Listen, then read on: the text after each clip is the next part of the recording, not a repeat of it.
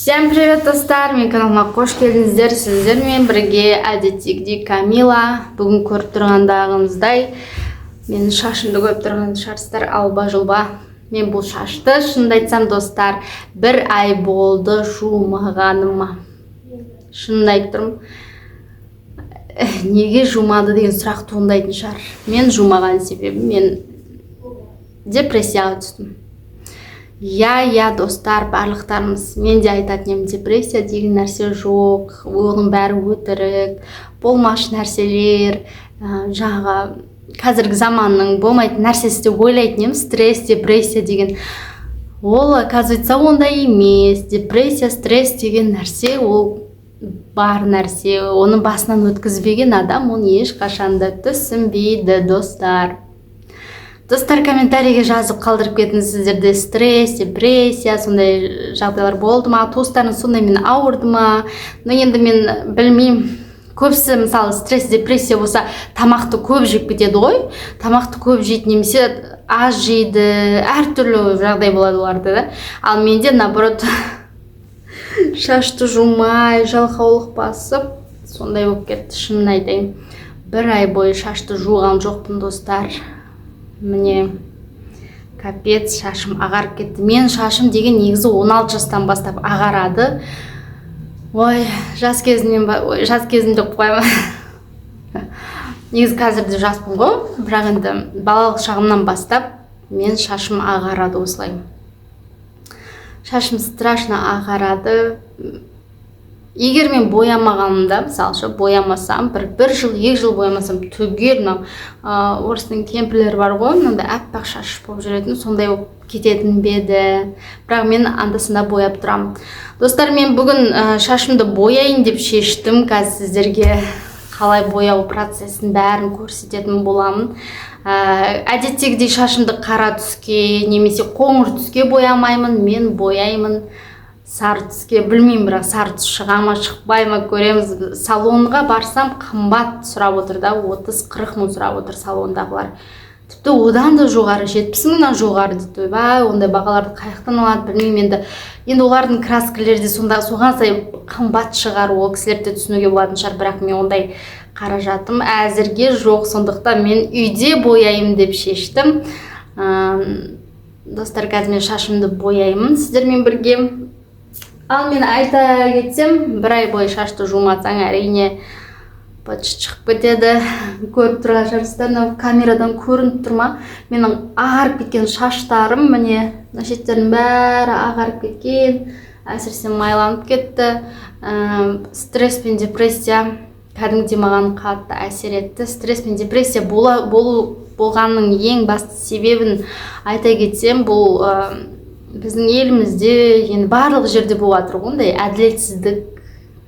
әділетсіздіктер, не дейміз ал? Сіздерге түсіндіре алмай отырмын. Жалпы бұл өмірдегі әділетсіздіктерді көріп, өзіме қатысты әділетсіздік, менің отбасыма қатысты жағдайларды мен түгел сіздерге айта алмаймын. Оны келесі видеоларда сіздерге түсінікті қылып айта кетсем деп отырмын. Мен ютубымдағы статистикаға сүйенсем, сіздер осырық туралы әңгімені жақсы көреді екенсіздер. Менің осырық туралы жақсы көретін достарым, қазір мен сіздерге шашымды бояп көрсететін боламын. Алыстап кетпеңіздер экраннан. Краскілерімді, шашымды осындай сарғыш түске бояйын деп жатырмын. Арзан краска бұл. Ойбай.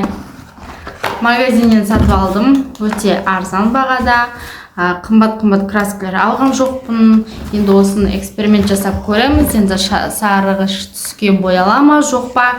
Қазір бірге тамашалайтын боламыз. Ал достар, енді бірге араластырып көрейік. Ашып. Бірінші.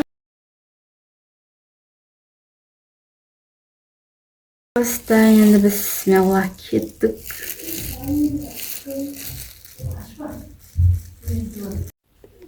Ал достар, мен шашымды бояп болдым. Енді бір 30-40 минуттан кейін көреміз нәтижесі қандай болатын екен.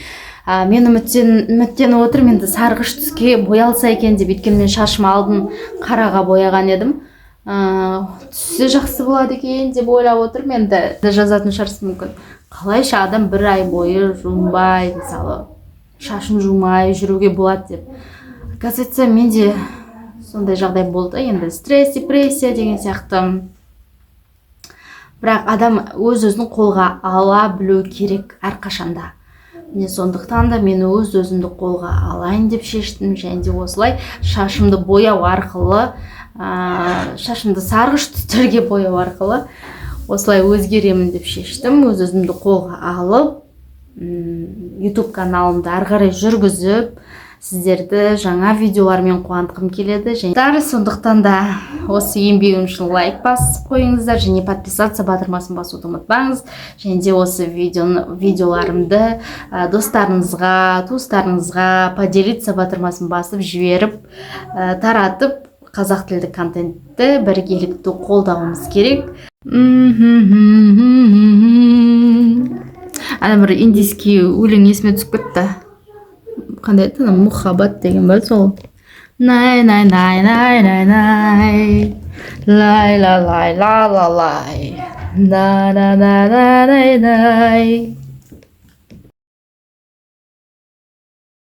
Қараңыздар, мен шашымды бояп болдым. Мен маңдайыма ғана түсті.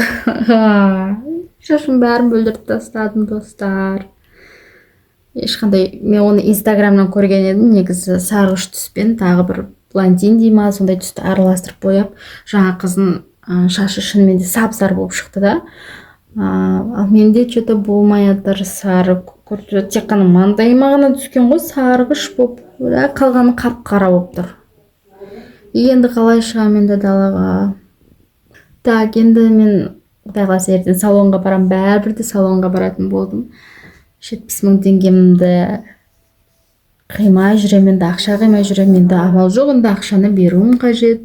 Шашымды дұрыстап боятып алмасам болмайын деп тұр. Үйде ешқандай жасай алмадым. Қанша рет осылай бояп көрдім.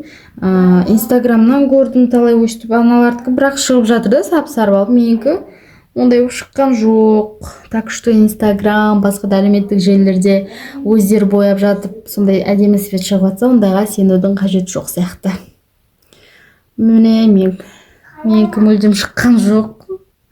Тарахан свет шықты, тап-таза тараханның светі шықты. Үйдің тарахандар болады, тура осындай свет болып шықты. Барып ертең салонға барам. Шашым бәрін бүлдіріп тастадым. Бұт шықты. Видеоға комментарий пікірлеріңізді қалдырып кетіңіздер. Сіздер де осылай мен сияқты эксперименттер жасап көрдіңіз ба шаштарыңызға? Және де подписаться батырмасын басып, лайк басуды ұмытпайық. Және де қазақ тілді контентті біргелікті қолдайық.